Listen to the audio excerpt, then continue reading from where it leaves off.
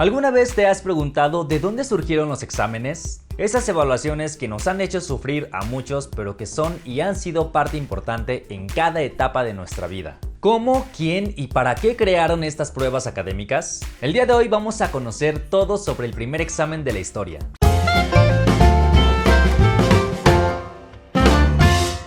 El primer examen de la historia nació con el propósito de suavizar las reglas de acceso al núcleo de la burocracia. Aunque no es fácil determinar con seguridad cuál fue el primer examen de la historia, el historiador estadounidense Peter K. Ball encontró lo que parece ser el antepasado de todos los exámenes contemporáneos. Este investigador en 1990 publicó un artículo en donde detalla el por qué a los exámenes imperiales chinos se les considera no solo la primera evaluación escrita de la historia, sino la precursora del Gaokao, el examen más difícil del mundo actual. A pesar de que a muchos no nos gusten, las evaluaciones, certificaciones y exámenes de ingreso son la vía más segura para ampliar nuestras oportunidades de vida.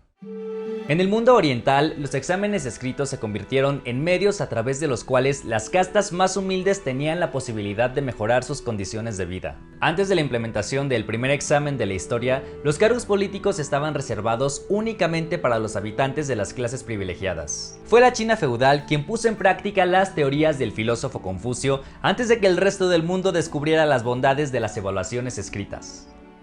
La cuna del primer examen de la historia. Muchos siglos antes de que las pruebas intelectuales dominaran la manera en cómo se califican las habilidades de un candidato, existió un imperio de gran extensión territorial en cuyos dominios nacería por primera vez la idea de implementar un método efectivo para determinar si una persona era capaz de desarrollar alguna tarea específica.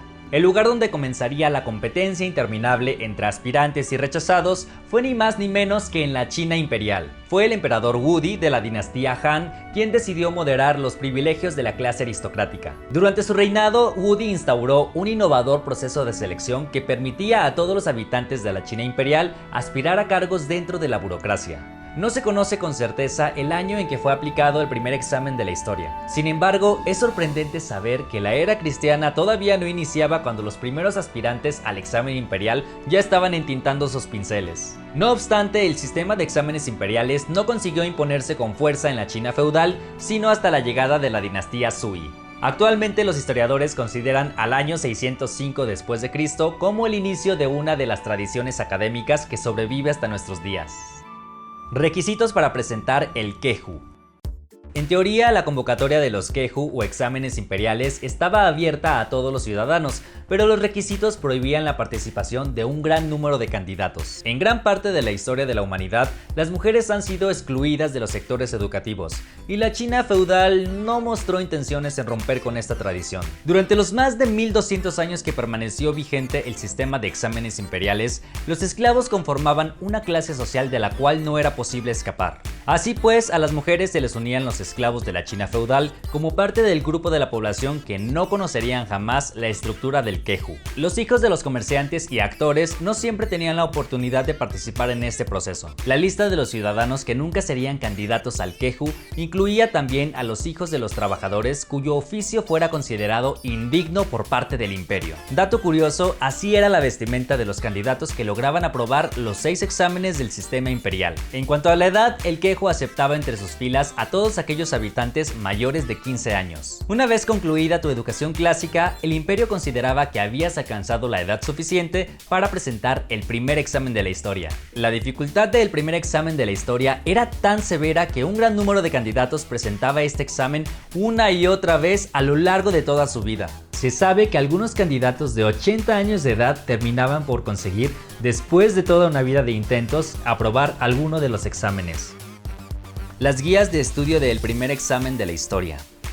El filósofo Confucio sentó a través de sus numerosas obras las bases de lo que sería el sistema educativo del gran imperio chino. Para este célebre escritor, la política debía obedecer los preceptos de la moral, por lo que el imperio consideraba necesario que sus obras constituyeran el principal y prácticamente único material de estudio. Las guías de estudio del primer examen de la historia eran nada menos que el compendio de obras que Confucio dejó en herencia. Los jóvenes aspirantes necesitaban aprenderse de memoria los libros del filósofo, los cuales en su totalidad complejidad sumaban más de 400.000 caracteres. Apenas le tomaba un poco de tiempo al emperador conocer a los candidatos más perseverantes, ya que la complejidad de los 6 exámenes del sistema imperial reducía el número de graduados a un selecto número de futuros funcionarios. Para conseguir llegar hasta la presencia del emperador, los aspirantes debían probar su perseverancia, su memoria, su resistencia física y su integridad a lo largo de toda su vida. El conocimiento que se debía poseer para aprobar el Kehu no solo aumentaba en cada una de las versiones del examen, sino que existía el riesgo de ser condenado a muerte o declarado enemigo de la dinastía en caso de comprobarse trampa o un intento de soborno. Un famoso refrán chino expresa con exactitud la dificultad de los exámenes de la China feudal. Para aprobar un examen hace falta la voluntad de un dragón, la fuerza de una mula, la insensibilidad de una carcoma y la resistencia de un camello. De los 6 exámenes imperiales que existían, el examen de provincia es el que ha logrado pasar a la historia por la hostilidad de sus condiciones. Este filtro de selección era aplicado cada 3 años, durante el cual los aspirantes exhibían su memoria y su capacidad de razonamiento. Los estudiantes que deseaban aprobar el examen de provincia tenían que reunirse en la sede señalada durante 3 días y 2 noches. Las celdas fueron diseñadas de manera que solo el candidato y su escritorio pudieran ocupar la plaza. Los objetos con los que podían ingresar los aspirantes eran los siguientes: tintas, pinceles, hojas, velas, agua, comida, una cobija y un orinal. Este último objeto era de vital importancia, ya que no se permitía abandonar la celda.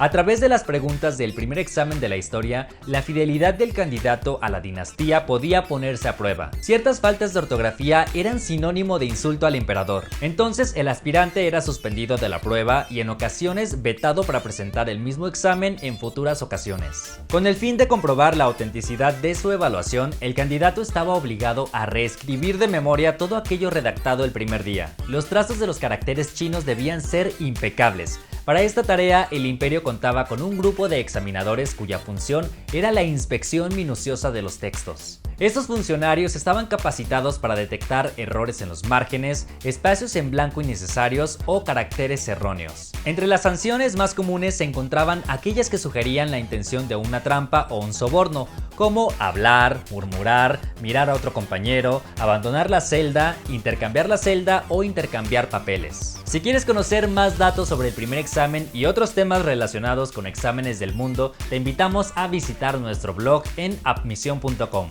Síguenos en redes sociales, déjanos tus comentarios y nos vemos en el próximo video.